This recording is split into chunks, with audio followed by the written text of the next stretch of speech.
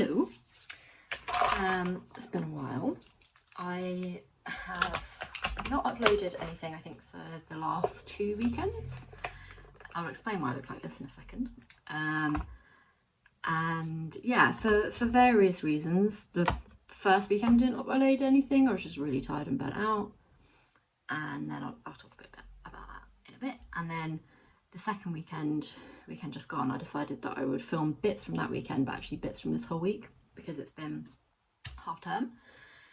And while I do work during half term, I work from home during half term completely. So I knew, and I had a few nice bits on. And yeah, I've had a couple of cool things going on this weekend. So I thought I would kind of extend it out.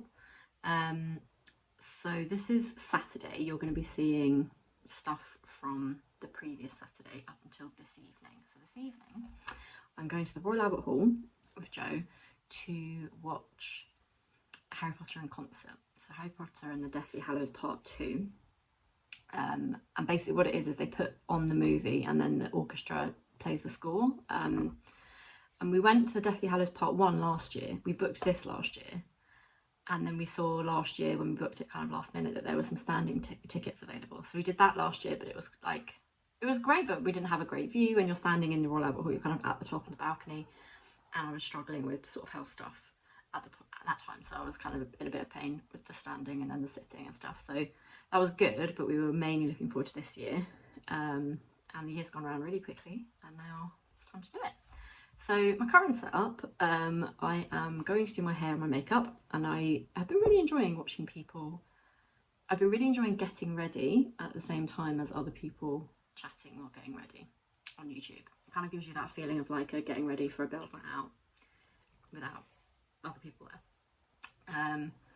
So if you want to join me, feel free. If not, don't worry. I am going to be eating because it's 3:30 and I've realised I haven't eaten anything today. So I've got a bowl of pesto pasta, which is one of my safe foods. I always have some frozen in the fridge, in the freezer, with some vegan cheese on it. If anyone is interested in vegan cheese, Cathedral City is actually good. Like, it actually tastes like cheese and it has a decent consistency. So yes, I thought I would chat to you guys while I did my makeup and my hair, and I'm also going to be eating, so apologies for the eating sounds. I'll see if I can edit them out, actually. Hopefully that will work. But yeah, it's very hot at the moment. I've just burnt my tongue, so I won't be doing that for a while. I'm going to start with my makeup, then I'm going to eat, then I'm going to do my hair. So I'm going to be looking in this, because I've got a mirror here, a whole setup, rather than doing my makeup in there. But yeah, I'm just going to kind of catch you up on what's been going on and what I've been reading as I do that.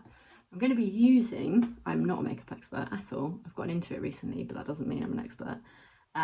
One of my bridesmaids took me to Selfridges a few months ago to test out some makeup that we could use for the wedding. So I don't really, like, I usually just use like concealer, powder, mascara from the Body Shop.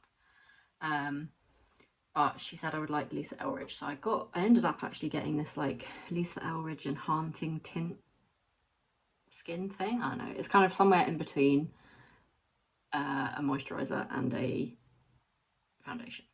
So I'm going to use that, and then I'm just going to use my normal concealer from the Body Shop. The actual stuff off it is rubbed off because I've had it for so long. And then I'm using, if anyone follows me on Instagram, you would have seen me post about this new lipstick. So I've got quite a few now of these Lisa Eldridge lipsticks. It's all cruelty free and vegan as well, and like reasonably priced. And Lisa Eldridge is really interesting. Like, she's really interested in the history of makeup. She's done a documentary, I think with BBC, I haven't watched it yet, all about the history of makeup throughout the years and stuff. So it's quite interesting. Lovely packaging as well, and it's like magnetic, which is cool. But yeah, this colour is going to become my new personality. It is, I mean, I don't know how you're supposed to show these things. It's a nice colour, and it matches my favourite nail varnish, so I'm going to be wearing that tonight, but I won't put it on for a while because I'll just rub it off with eating. So yes. Oh, and the only other thing I'm going to use, this looks terrible, is a Body Shop thing that I bought ages ago that's like a lip and cheek stain. I just use it on my cheeks. The packaging all flaked off, so yeah. Yeah, that's what I'm going to use. this feels awkward and weird, but I'm just going to do it, and if I don't like it, I can just cut it out or whatever. Please don't judge my application. I don't know what I'm doing with makeup. I just enjoy it. I do not wear this level of makeup every day either. I usually don't wear makeup when I'm working from home. And then when I'm going out, I've got in the habit of wearing this quite a lot, but only because it feels nice. But yeah, anyway, I don't know if I'm running out, which would be bad. Oh no, too much now. But yeah, let me catch you up on what's been going on. So, can't remember the last time I vlogged, but basically, since the last time I vlogged, I went up to Birmingham for a work conference. We have 2 conferences a year that we put on, some for our members and then some not. I work for an educational charity. This was the one for our members, so it was really nice. There were lots of people there who I've worked with over the last few years. That was cool, and obviously we all work predominantly from home, so it's a nice chance to see each other and catch up. But the journey back was a very long. I stupidly just booked the cheapest train ticket without checking like the actual nature of the train, and I ended up getting one that stopped at like lots of, basically it seemed like every single train station in the Midlands. So that was fun. So yeah, it took ages to get back, and I was just energy wise completely depleted the next day, even though I had paced and like I hadn't done this social thing that was happening the night before and stuff. So I actually ended up taking the next day off. I had the morning off through toil anyway, because I'd been home really late the night before, and then I took the afternoon off, and then I was still just very tired that weekend, but we had a nice weekend. I went to, I had a lovely Saturday particularly. Oh actually no, Sunday was really nice as well. But I went to see this lady who is a tailor that I know. I got her, she made me a jacket years ago when I was living at home, so had some expendable cash, even though I should have been saving it. And I was trying to find like some sensory solutions, and it was like a replica of a jacket that I'd had that had worked for a long time that wasn't working anymore, like for in teaching. And through the course of doing that, we kind of became sort of friends, I guess. And so I knew that when I got engaged, I wanted to do something with her, but we're trying not to spend a huge amount of money on the wedding and don't have it anyway. So I didn't want to do the whole going to a shop and like finding a dress in front of people thing. So I didn't do that. I ordered a dress online, and miraculously the first one I ordered I liked and it fitted, which is crazy and very new for me as an experience of buying clothes. But yeah, so in the end I managed to get one so cheap. Needle and Thread, great website. I've actually had a look recently though, and none of the dresses are as cheap as mine was anymore. Also, ignore this earring fell down the sinkhole. I was very angry about it. I've ordered some new ones. Let's not talk about it. Anyway, so yeah, I messaged her and was like, could we maybe do something around a veil? Because I do like the idea of having something made, just from like almost like a sustainability point of view, but also a creativity point of view. And she was like, yeah, of course. So I went to see her. I'm not going to say too much about it because just in case my partner watches this, I highly doubt he will. But we went for a veil that was slightly different to what I had envisaged. But she was like, can we just try this kind? And I was like, okay. And then I was like, whoa, we love it. And then it was really cool because we were like looking at all this embroidery and like seeing what we would like to put around the outside. And it was just such a nice experience, and it just felt really nice. And I talked to her, it was the first time I've seen her since my autism diagnosis actually, so quite a long time. So I spoke to her about that, and it was really interesting, like in the context of the sensory stuff we'd been trying to combat before when I went to see her. So yeah, really, really interesting. I still have the jacket, by the way. I still use it, even though I'm not teaching anymore. So yeah, if you can afford to do that kind of thing, and you have specific sensory requirements, like I would look for tailors. She works in this really cute little studio, like around the back of her house. It's really sweet. I was a bit scared about getting there with the wedding dress, so in the end I just put it in, and I brought my shoes as well to try on the whole thing. So in the end I just put it in a suitcase, and it was fine. So that was really nice. And then I went to a coffee shop, which you'll see a clip of in a sec, and finished this book, which I've had on the go for a while, this little book. I bought it months ago at the Cult of Beauty exhibition at the Wellcome Trust. It is by Emma DeBerry, I think you say it. She's super cool. I don't know if she's still there, but she was a professor at SOAS. Oh, I've got makeup on myself already. Nice. And she's half Irish, half... Oh no, I don't want to get this wrong. She's a person of colour. I think... Irish Nigerian, yeah. And she was a teaching fellow in the African department at SOAS. When this was published, she was in her final year of visual sociology PhD in Goldsmiths and wrote the book Don't Touch My Hair, which I think probably a lot of people will have heard of. So she's super cool. So yeah, it's called Disobedient Bodies Reclaim Your Unruly Beauty. And I read sort of the end bit of it in the cafe on the way back from, well, I was waiting for Joe to pick me up from the station. And it was all about the power of beauty and how women have been told, like feminism has told us that it's trivial, and obviously it has been commercialized and is now really problematic, and she talks about social media and stuff in there as well, but she was also talking about the power of beauty and community and female community and stuff, and I was just like, it was so nice to read that after having gone and had that really special like morning with Dara. So I like messaged her about it and she was like, I need to buy that book. But I just want to read you like the last quote because it was really great. I ended up talking about it in therapy even. But for me, I definitely had this like toxic feminist view of makeup and beauty and all that kind of stuff as like just agents of the patriarchy, when actually they've been around forever. It's just the way they've been commercialized and now used to make people hate themselves. That's the problem. But yeah, she's written, the greater connection I have to my body and the more pleasure I can take in it. I love to adorn it, but I feel much less pressure to disguise it. My attitude has transformed from fighting against it to working with it. And then she says, beauty is an absolute necessity, not a privilege or an indulgence, not even a quest. It's almost like knowledge, which is to say it's what we are born for. And then she talks about recognising the beauty in the world being linked to the climate movement. So yeah, great book, highly recommend. Next one in a similar vein that I'm planning on reading, which was also, I was given it by a friend, but it was also highlighted at that exhibition, is this one, which I talked about in a video before, How to Be a Renaissance Woman, The Untold History of Beauty and Female Creativity. So yeah, they seem like apt and relevant things to be talking about now while I'm doing my makeup. So yeah, had a read of that.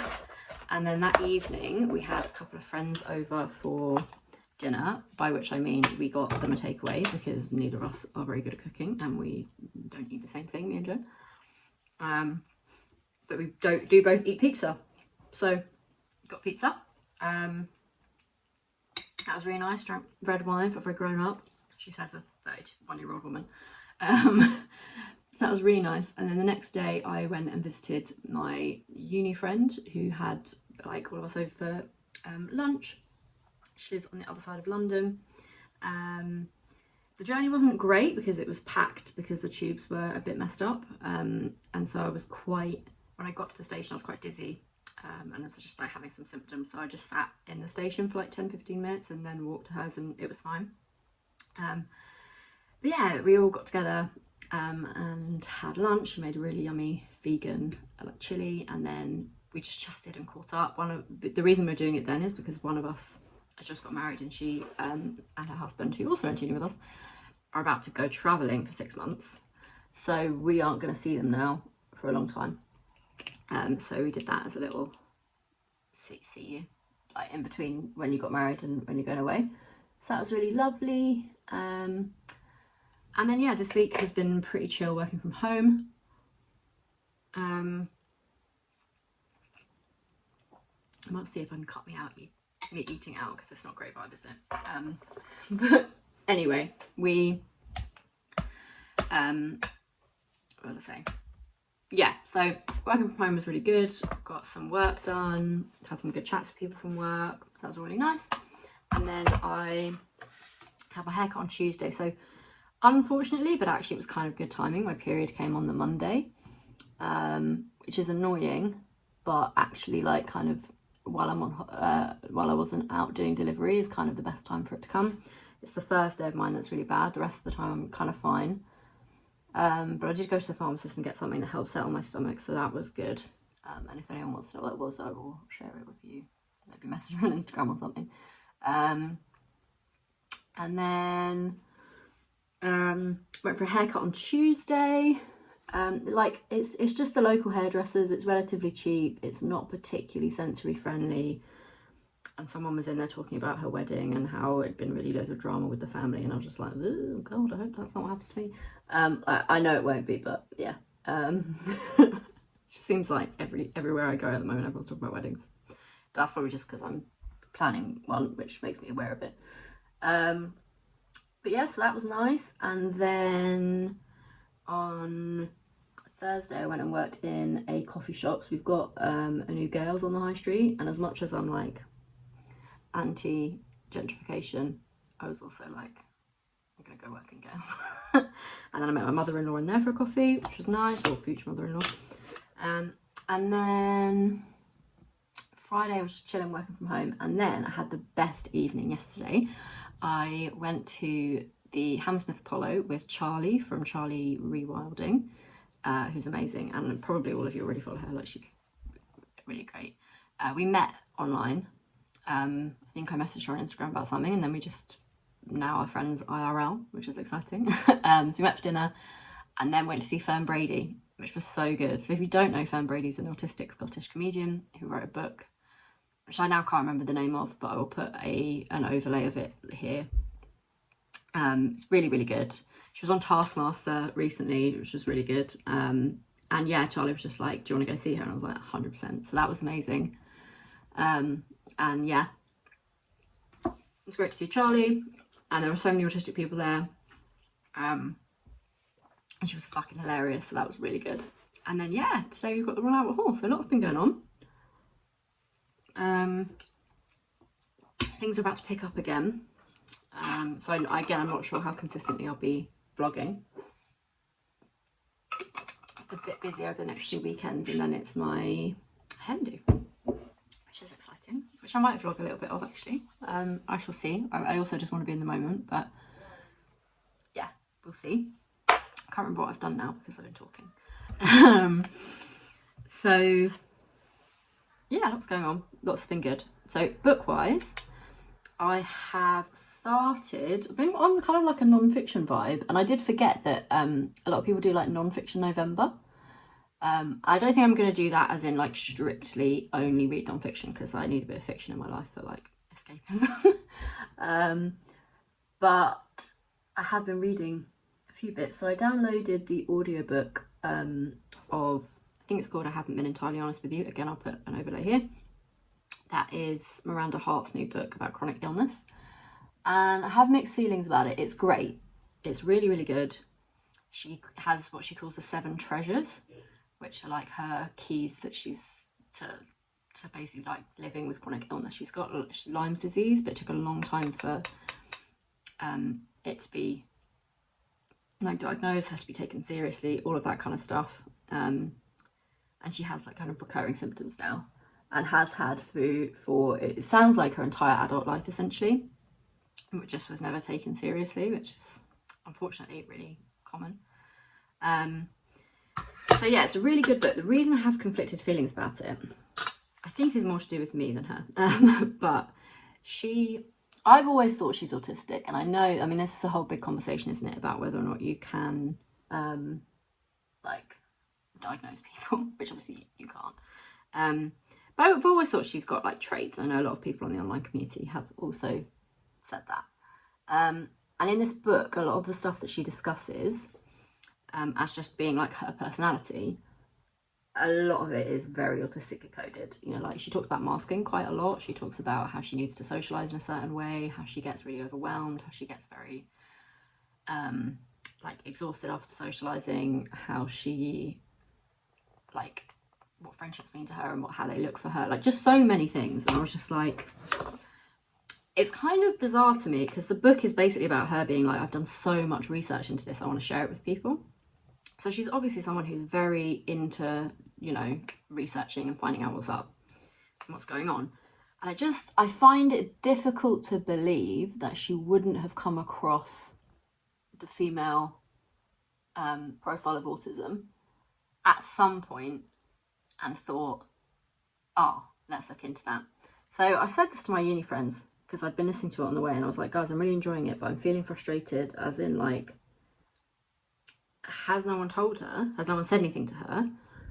Or has she looked at it and thought, no, I don't want to look at it? Or those are the kind of things that I was thinking. And then my friends were like, or she is aware of it and has been told and has been advised to, like, do another piece of work around that, but not sort of conflate the two pieces of work, which are equally important. So that's interesting as well. Or yeah, she just isn't. There is that possibility as well. But you know what I'm like, my brain, I'm like, no, she is, and why isn't she saying anything? So yeah, but that's been really good. I think it's not something I'm finding easy to sit down and have on, full stop. It's a lot of blush on, oops. And I think that's because it's a lot of stuff that I need to learn. And you know that thing of, like, you resist what you need? I think it's a bit of that vibe going on.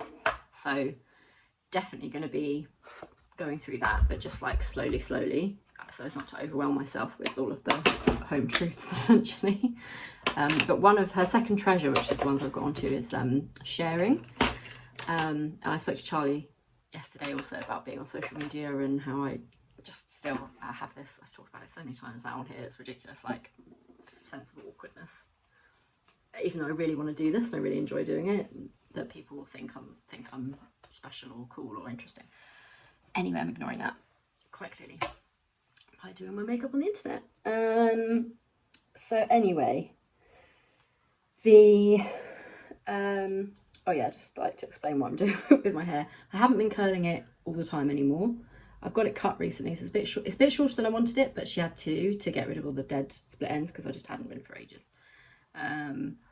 And yeah, I've been just using oil and letting it curl, like, dry naturally, which has been nice. I curled it a bit yesterday. I'm going to curl it today. I have so much hair that it's got to be done in sections, and I probably won't talk for the whole time because it's going to take ages, and I need to eat too. But the other thing that I wanted to talk about was this book I started. So more non-fiction. You will all have seen this. The Body Keeps the Score. Sorry, I got these on there. I bought it quite a while ago. I bought it when I was signed off from work on my first excursion out, just before going back to work, to a bookshop, London Review Bookshop, I think it's called. It's the one around the corner from what's it called? The British Museum, if anyone is interested. So yeah, it's been online a lot. By the way, I'm not going to be doing my hair well, so please also don't judge. It's kind of knotty, so I'm going to have to do this. But yeah, it's had a lot of, like, controversy online. It's about, like, the role of trauma in the body. And there's been, yeah, like I said, some controversy surrounding it. I think the guy who wrote it, it's basically like he's like a key researcher, and it's his career essentially, and learnings and stuff. So at the moment I've just read the first couple of chapters, but I am pretty hooked to it, that are about him working with veterans post-Vietnam. It's quite interesting. But yeah, apparently, so he ran this institute, and what I've seen online, so this is not remotely fact-checked, I saw it on TikTok, it's something to do with him having been fired from that institute, which he originally set up, because of some kind of misconduct. However, I've also seen stuff to say that his actual colleagues and ex-students have all been coming out in support of him. So I'm not sure what the deal with that is, but a lot of people have said that it's been very useful for them, and I'm looking into learning how to try and relax my nervous system at the moment. So I'm reading it, it's really good. I just actually read a really interesting bit that's very pertinent to me, because I have also in the last couple of weeks started reducing my antidepressants for the first time in a long time. So since I was 19, when I had my first breakdown, I have been on antidepressants, SSRIs. I was first on fluoxetine for like 5 years, which apparently is actually Prozac. Prozac's just the brand name in America. So I was on that, and then we switched. I can't even remember why. I was in such survival mode throughout my 20s. I don't know why, but I switched to citalopram in my like mid to late 20s, and I've been on that since, the highest dose. And my doctor sort of said, with your fainting stuff, I'm also on amitriptyline for pain because I can't take anti-inflammatories because I'm allergic to aspirin, morphine and codeine. So she said the interaction between the citalopram and the amitriptyline might be exacerbating my POTS and other things like that. And then also, if ever I am like trying for a baby, which is on the cards next year at some point, it's ideal not to be on anything, but if you are going to be on something, there are risks during gestation.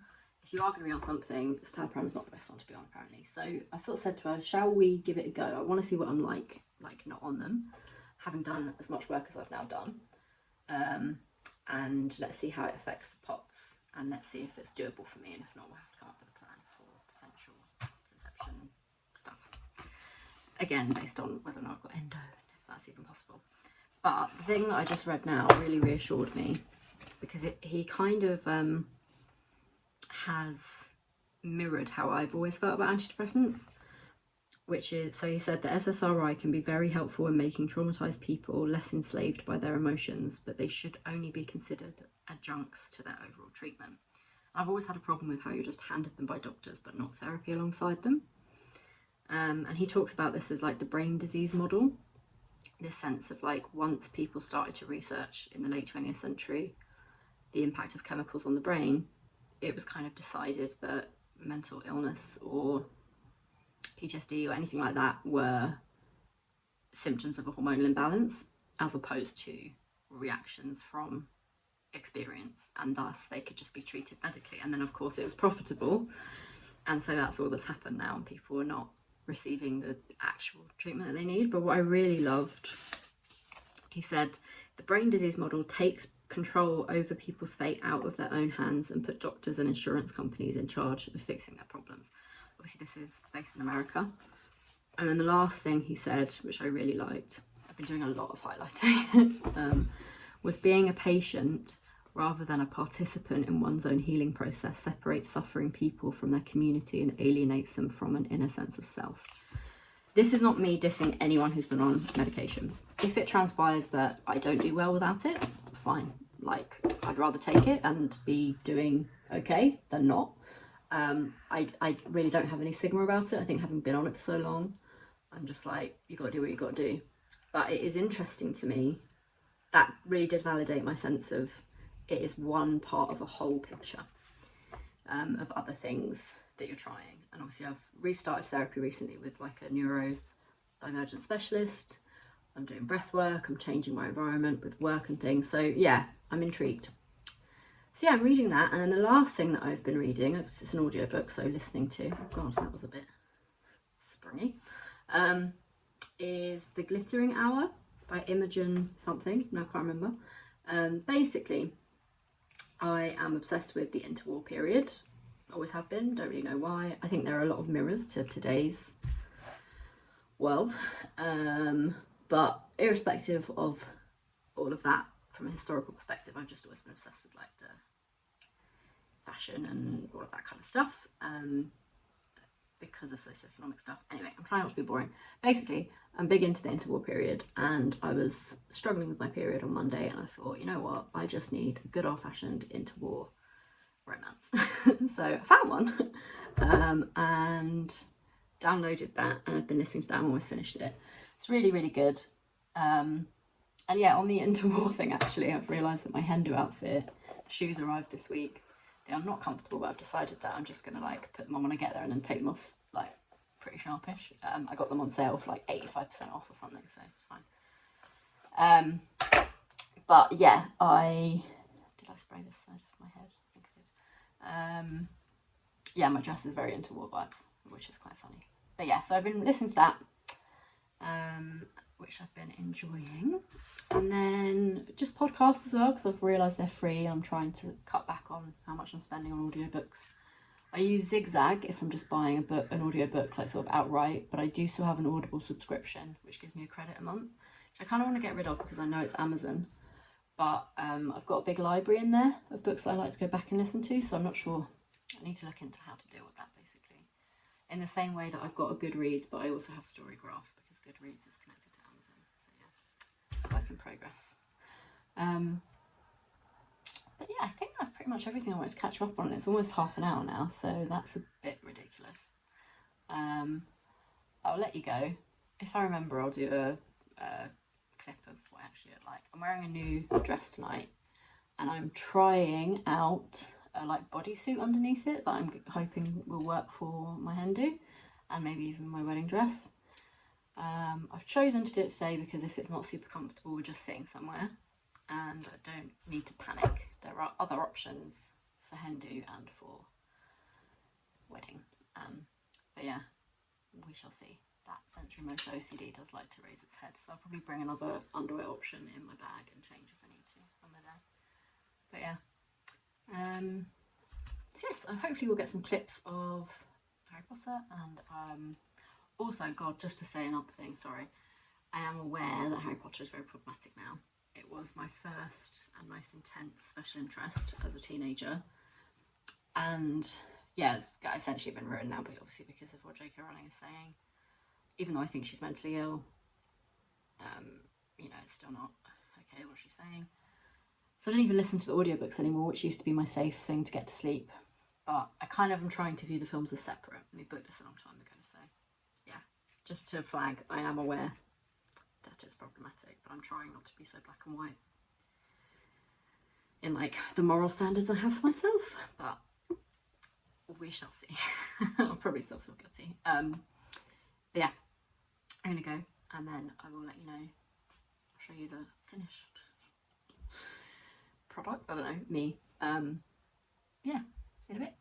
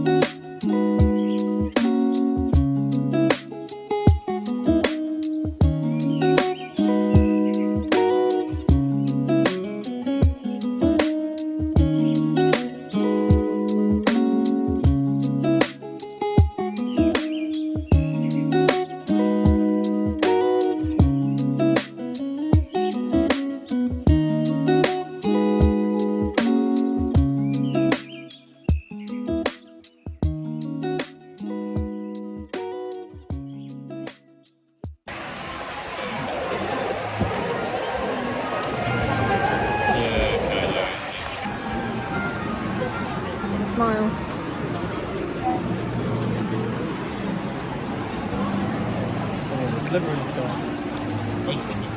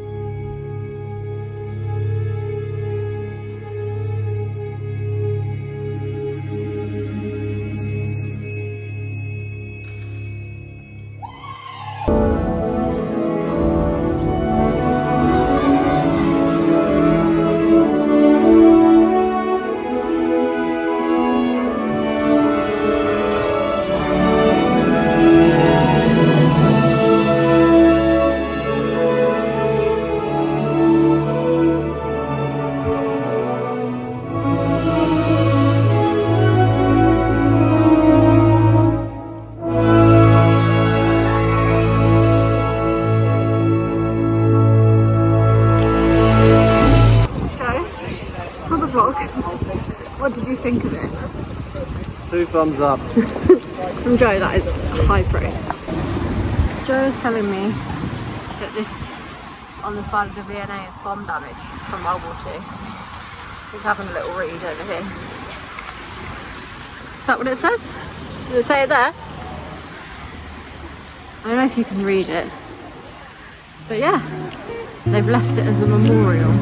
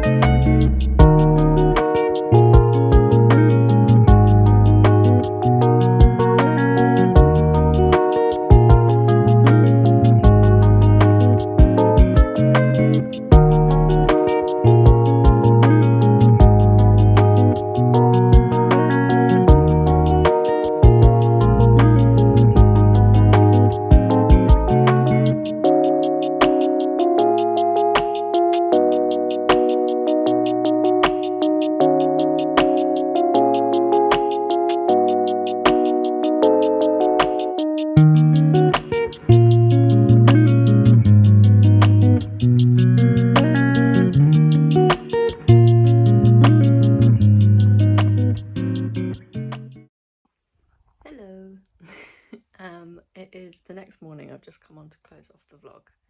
I am very happy but very tired.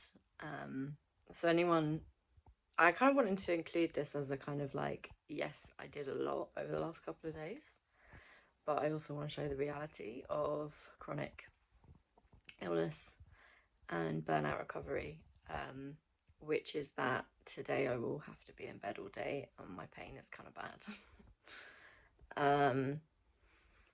Which is a shame because we always go to the shop and do a little shop on Sunday, a weekly shop on Sunday, but also there's a local market, which is in the place actually where we're getting married. I'm talking about getting married a lot, sorry. And yeah, we usually always like, it's a nice little Sunday routine, go there, get coffee, and just look around, and then go for a food shop, which makes me feel like good and ready for the week. But Joe's gonna have to do the food shop for both of us today, which is gonna be tricky for him because we eat different stuff. So we don't like, we go around the shops together, but we buy our own stuff, if that makes sense. So I'm gonna have to send him a list with maybe some pictures of things. But yeah, just to close out with the reality. But yeah, I just wanted to say Harry Potter was so good. It was amazing. I also, to be transparent, often have intrusive thoughts about various things.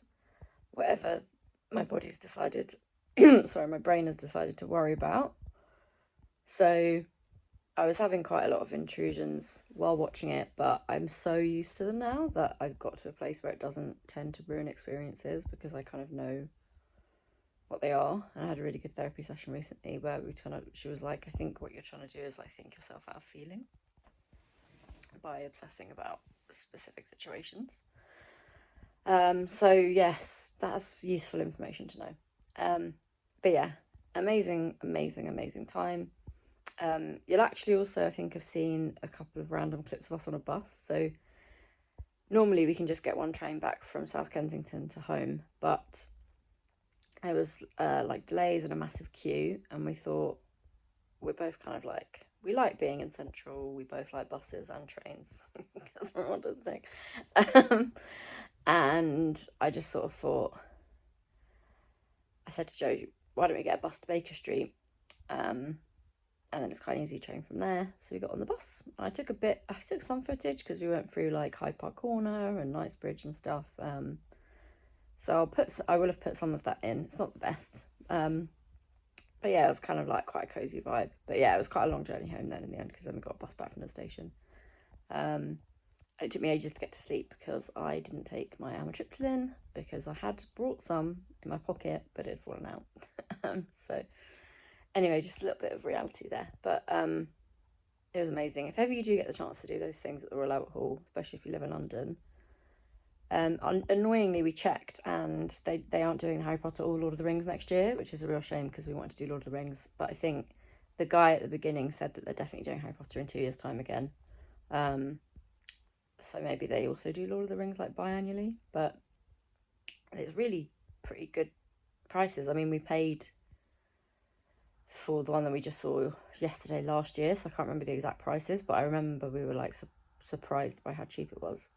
And then yeah, we also ate in this Italian restaurant in the Royal Albert Hall, which was also pretty good. We had to it was Italian. We had to pay 20 quid. Well, no, we had to do like a 20 quid reservation charge, but they never actually charged it. So I think it's like, if you don't come, they charge it. And then for 2 pizzas, a glass of wine and a cider, it was like 30 quid. Which, like, given you're eating in the Royal Albert Hall, we thought was pretty good. Obviously, the snacks are spenny. So if you're smart enough to think ahead, which we weren't, buy them somewhere else. But yeah, we'd kind of saved up for it because we've been looking forward to it for ages. But yeah, so just rounding off the vlog here. I'm going to be in bed all day, catching up on other YouTubes and embroidering and probably journaling, should do some of that. All of that stuff, reading. But yeah, thanks for watching. I really enjoyed making this, and I had some really good chats with Charlie, because it's an E word, with Charlie about creating and like how it can really help you be present. And for me, I think it's part of this gratitude thing that I'm trying to do, which, like, obviously when I was ill and people were like, just try like gratitude journaling, I'd be like, literally fuck off. But now I am finding it really helpful.